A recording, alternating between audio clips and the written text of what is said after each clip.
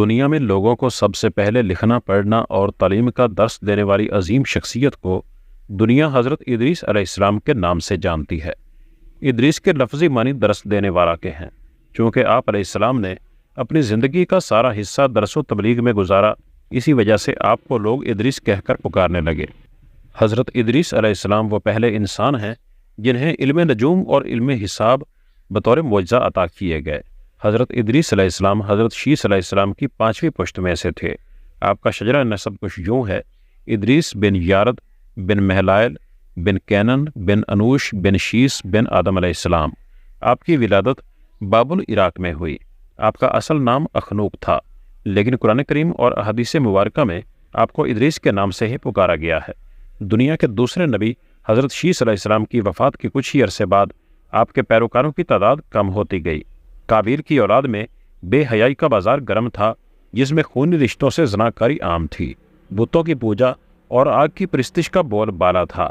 انسان شیطان کے جال میں پوری طرح پھنس چکے تھے۔ قابیل کی اولاد نے جب ظلم و ستم اور کفر و شرک کی حد کر دی تو اللہ پاک نے اولاد آدم میں اپنے تیسری نبی کو مبعوث فرمایا۔ جی ہاں، حضرت ادریس علیہ السلام حضرت آدم اور حضرت شیث علیہ السلام کے بعد دنیا میں آنے والے تیسرے نبی تھے، جو کہ حضرت شیث علیہ السلام کی اولاد میں سے تھے۔ آپ پر 30 صحیفے نازل ہوئے، لیکن آپ علیہ السلام پر جو صحیفے نازل ہوئے اس کو بائبل سے الگ کیوں کر دیا گیا ہے؟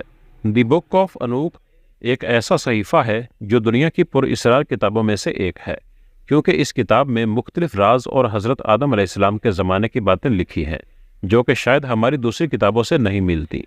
جائنٹس، علم نجوم اور خلائی مخلوق سے حضرت ادریس علیہ السلام کا جنگ کرنا، یہ تمام چیزیں اس کتاب کو پراسرار بنا دیتی ہیں۔ کیا سچ میں حضرت ادریس علیہ السلام نے خلائی مخلوق سے جنگ کر کے انسانیت کی جان بچائی تھی؟ اسلامی روایات اس متعلق کیا کہتی ہیں؟ نبوت ملنے کے بعد آپ نے نصیحت و تبلیغ شروع کر دی، لیکن لوگوں کو آپ کی تبلیغ پسند نہ آئی اور سبھی آپ کے دشمن ہو گئے۔ صرف چند لوگ آپ پر ایمان لائے تھے۔ لوگ آپ کو اور آپ کے چاہنے والوں کو طرح طرح کی اذیتیں دینے لگے، اسی لیے آپ نے بابل جیسے سرسبز و شاداب علاقے سے مصر کی جانب ہجرت فرمائی۔ ہجرت سے حضرت ادریس علیہ السلام کے چاہنے والے خوش نہ تھے، لیکن جب حضرت ادریس علیہ السلام نے ان کو بتایا کہ یہ اللہ کا حکم ہے تو پھر آپ کے حواری آپ کے ساتھ ہجرت کر کے مصر آ گئے۔ مصر میں آپ کو خوب عروج ملا۔ آپ کا قرآن مجید میں 2 مرتبہ ذکر آیا ہے۔ سورہ مریم میں اللہ تعالیٰ فرماتے ہیں، اور اس کتاب میں ادریس کا ذکر بھی کیجئے، بے شک وہ بڑے سچے نبی تھے اور ہم نے ان کو بلند مرتبے تک پہنچایا۔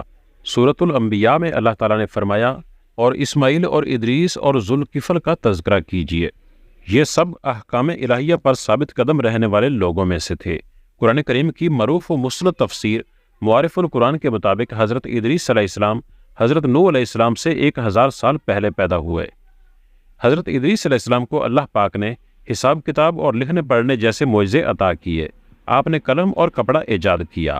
آپ سے پہلے تک لوگ جانوروں کی کھال سے اپنے جسموں کو ڈھانپا کرتے تھے۔ ناپ تول کے طریقے بھی حضرت ادریس علیہ السلام نے ہی متعارف کروائے تھے۔ سب سے اہم بات کہ اسلحہ بھی حضرت ادریس علیہ السلام کی ایجاد ہے، جس میں انہوں نے اللہ کے حکم سے تیر اور کمان تیار کیے تاکہ بنو قابیل سے جہاد کیا جا سکے۔ حضرت ادریس علیہ السلام کی زندگی کے 2 نمایاں پہلو تھے، ایک واعظ و تدریس میں مہارت اور دوسرا آل قبیل سے جنگ۔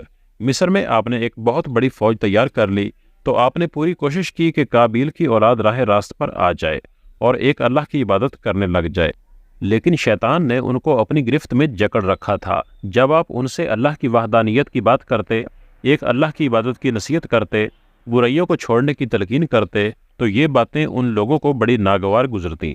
اس طرح دنیا واضح طور پر 2 حصوں میں تقسیم ہو چکی تھی، اولاد قابیل جو کہ شیطان کے پیروکار تھے، اور دوسری طرف حضرت ادریس علیہ السلام پر ایمان لانے والے۔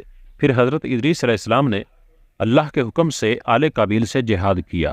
یہی سب سے پہلا جہاد اور جنگ تھی۔ جنگ میں اللہ پاک نے حضرت ادریس علیہ السلام کو فتح نصیب فرمائی۔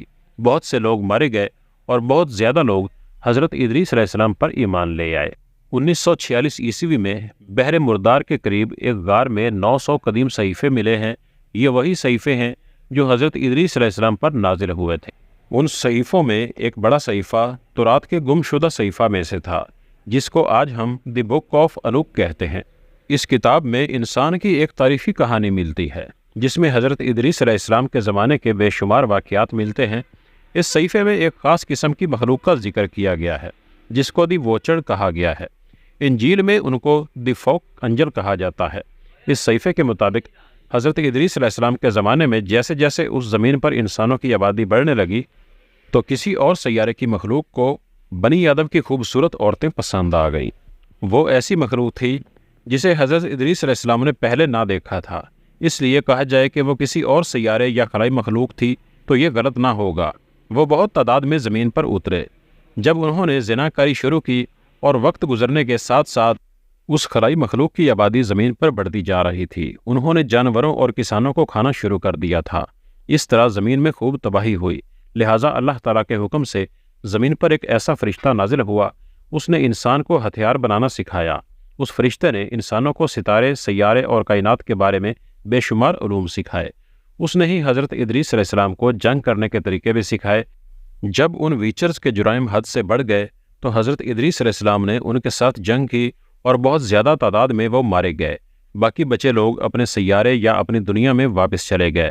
حضرت ادریس علیہ السلام کا ذکر قدیم سنہری تختیوں میں بھی ملتا ہے۔ قدیم کتابوں میں ذکر ملتا ہے کہ آسمان سے دوسری مخلوق بھی نازل ہوئی تھی جن کا نام انونکل تھا۔ سنہری ان کو خدا مانتے اور ان کی پوجا کرتے تھے۔